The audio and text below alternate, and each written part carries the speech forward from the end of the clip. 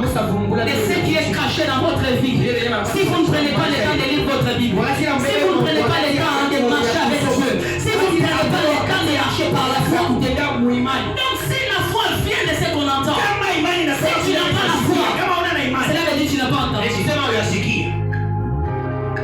Or, entendre, selon Dieu, entendre ne signifie pas seulement de la bouche à l'oreille. Pour les hommes, entendre c'est si je parle, et toi tu entends. Mais la manière dont Dieu a programmé l'homme esprit, entendre va au-delà de ce qu'on entend par les autres.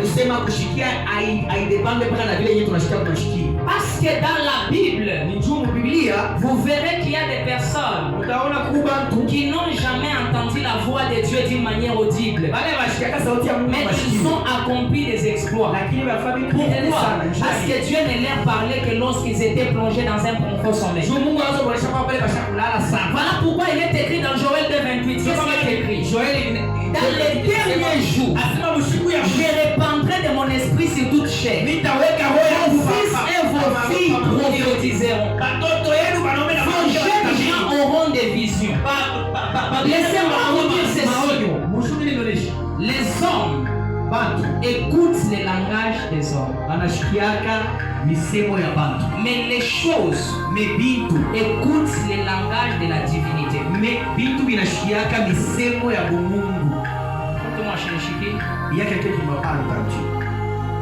J'ai dit ceci. Les hommes écoutent le langage des hommes. Mais les choses écoutent le langage de la divinité.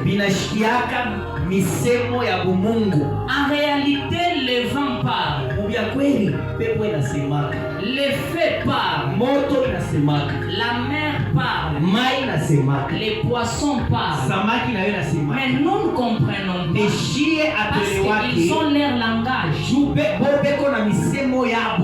Mais la divinité comprend le langage des choses. Voilà pourquoi quand Jésus arrive, il a entendu le langage d'un homme qui s'appelait Simon.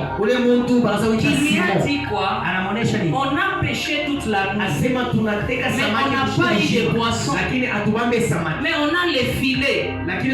Jésus n'avait pas de filets, mais il était une divinité.